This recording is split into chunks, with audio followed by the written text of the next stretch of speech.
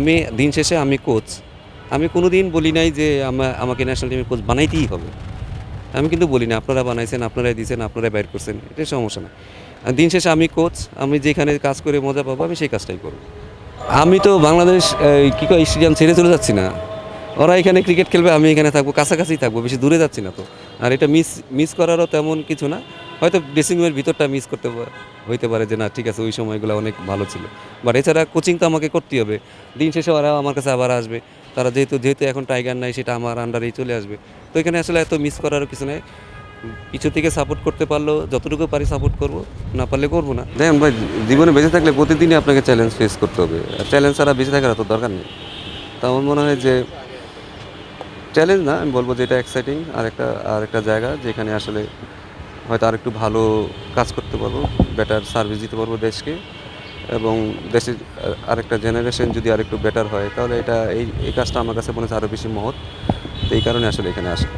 Sir, একটা contract ছিল অন্তর্বর্তীকালীন, সেখানে একটা মেয়াদ পেয়েছিলেন, যে মাঝখান থেকে আবার নতুন একটা দায়িত্ব নিতে হলো। মানে একটু কি আগ্রহ আছে এটা নিয়ে, বা টপূর্ণতা কাজ করে? মানে জীবনে আমি একটা মানুষ, আমার কাছে আমার কোনো আক্ষেপ নেই, ঠিক আছে? আমি কখনো আক্ষেপ নিয়ে বাঁচি না।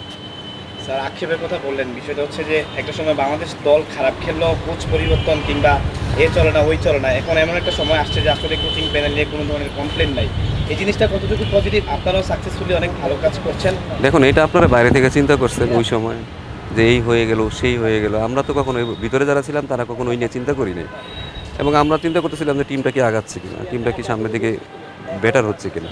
তো বেটার হওয়ার জন্য দুই তিনবার আসলে বা কিছু সময় যদি আপনার নামে কেউ খারাপ কথা বলে সমস্যা নাই তো।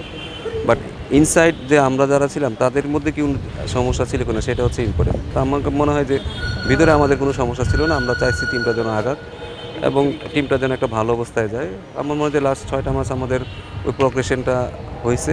তার আগে দেখুন, একটা যে কোনো মানুষের পক্ষে এসে তো আসলে সব কিছু চেঞ্জ করা সম্ভব না, এটা আপনিও জানেন। বাট ওই সময়টা সবার একটু ধৈর্য ধরা উচিত।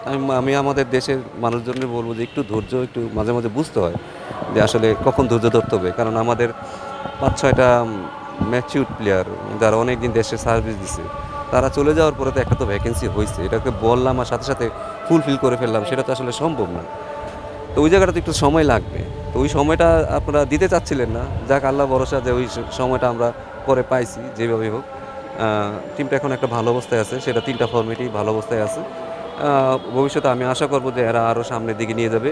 এটাতে স্যাটিসফাই থাকারও কোনো মানে অবকাশ নাই। এখানে স্যাটিসফাই হওয়া যাবে না, কারণ আমরা এখন পর্যন্ত মেজর কোনো টুর্নামেন্টে ভালো করি নেই। তারপরে টেস্ট চ্যাম্পিয়নশিপে আমাদের অবস্থানটা আরও উপরে নিতে পারিনি। আস্তে আস্তে হয়তো হবে, যেহেতু ছেলেরা এখন অনেক ম্যাচিউর হয়েছে, ভালো খেলতেছে, এবং আমরা উইনিং একটা কালচারের দিকে যাচ্ছি, যেটা আমাদের হয়তো আগে ছিল না। আমরা হয়তো একটা জিততাম, তারপরে আবার 2 সিরিজ খবর নাই, 3 সিরিজ খবর নাই। বাট এখন ছেলেরা ডে বাই ডে উইনিং একটা কালচারের দিকে আসছে। একটা সময় এটা হ্যাবিটে পরিণত হয়ে যাবে। তখন আসলে আপনাদের এত চিন্তা করতে হবে না। আরেকটা বিষয়, টেস্ট চ্যাম্পিয়নশিপে আপনার প্রথমবারের মতন 7 নম্বরে এখন পর্যন্ত সাথে আছে। মানে এবারের জার্নিটা আসলে লক্ষ্যটা আসলে কত? 5 আছে স্যার, এই লক্ষ্যটা আসলে কত স্যার আপনাদের কাছে? স্যার একটু ক্যামেরার দিকে স্যার। দেশের জন্য আমরা না হারি, দেশের যতগুলো টেস্ট আছে সেটাতে আমরা যেন না হারি, এটাও আমাদের একটা ভালো লক্ষ্য হবে। যদি আমরা এখানে সবগুলো টেস্ট ম্যাচ জিততে পারি, এবং বাইরে যতগুলো সিরিজ আছে, যদিও টাফ সিরিজ, সাউথ আফ্রিকা বলেন, অস্ট্রেলিয়া বলেন, অনেক টাফ সিরিজ, সেখান থেকে যদি আমরা 2-1টা টেস্ট জিততে পারি, আমরা মনে হয় যে টপ 4-এ শেষ করতে পারবো। তাহলে এটা আমার মনে কাছে মনে হয় যে এটা অনেক বড় অ্যাচিভমেন্ট হবে। স্যার, সিলেট টেস্টের প্রথম ইনিংসে যখন লিটন ব্যাট করছিল, তখন আর কি আপনাদের নিজেদের মধ্যে কি কথা হচ্ছিল, বা আপনাদের পক্ষ থেকে কি মেসেজ ছিল, এবং লিটনের ইনিংসটা সম্পর্কে যদি একটু বলেন। দেখুন, এটা ওগুলা চলে গেছে, ওইটা নিয়ে আমি এখন আর চিন্তা করতে চাই না। দিন শেষে আসলে সে রান করছে কিনা সেটাই হচ্ছে আসল, এবং টিমের চাহিদা অনুযায়ী সে খেলেছে। এবং দেখুন, এরা অনেক ম্যাচিউর, তাদেরকে আসলে খুব বেশি শেখানোর কিছু নাই। তারা এখন ম্যাচিউর, এবং আমাদের যেই কালচারটা যেটা ছিল যে অনেক সময় আমরা স্পুন ফিডিং করে দিতাম, সেটা থেকে আসলে বের হওয়ার চেষ্টা করতেছি আমরা। ছেলেরাই যেন নিজেরা ডিসিশন মাঠের ভিতরে নিতে পারে। তো এটা যত বেশি ভালো হবে, তত ছেলেরা ম্যাচিউরড হবে, ছেলেরা তত ভালো ডিসিশন নেবে। প্রথম হয়তো 2-1 দিন ভুল হইতে পারে, বাট আস্তে আস্তে কিন্তু তারা একটা ভালো ডিসিশন নিতে পারবে। আমার মনে হয় যে জিরন যেটা খেলেছে তার নিজের ডিসিশনে খেলেছে, এবং সে সেটা ভালো খেলেছে, অনেক ভালো খেলেছে। স্যার, 3 ফর্ম্যাটে আপনি যে বলছেন ধারাবাহিকভাবে, এই 3 ফর্ম্যাটের হয়ে স্যার এখন জেলিংটা কেমন হচ্ছে দলের মধ্যে? আপনি একদমই তো কাছ থেকে দেখেন, ড্রেসিং রুমে দেখেন, অনুশীলনের সময় দেখেন, সবার মধ্যে কোচিং স্টাফের মধ্যে কেমিস্ট্রিটা, এখন প্লেয়ারদের কোচিং স্টাফের সবার মধ্যে এই জেলিংটা স্যার এখন একটু যদি বলেন। এই ধারাবাহিক জেলিং তো আপনারা দেখতে পারতেছেন, এখন আগে তো দেখতে পারতেন না, এখন দেখতে পারতেছেন।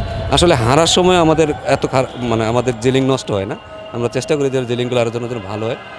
পরিবেশ অনেক ভালো, ছেলেরা নিজেদের আন্ডারস্ট্যান্ডিং বেটার হয়েছে, কমিউনিকেশন স্কিল বেটার হয়েছে, যেটা আমাদের সবচেয়ে বড় সমস্যা, যে আসলে আমাদের ছেলেদের কমিউনিকেশন স্কিলটা আসলে অনেক বেটার ছিল না, এখন এটা বেটার হয়েছে। তারা তাদের ইমোশন বলেন, তাদের প্ল্যানিং বলেন, তারা সেটা এক্সপ্রেস করতে পারতেছে। সো এইগুলো হইলেই আস্তে আস্তে কিন্তু পরিবেশ আরও বেটার হয়ে যাবে।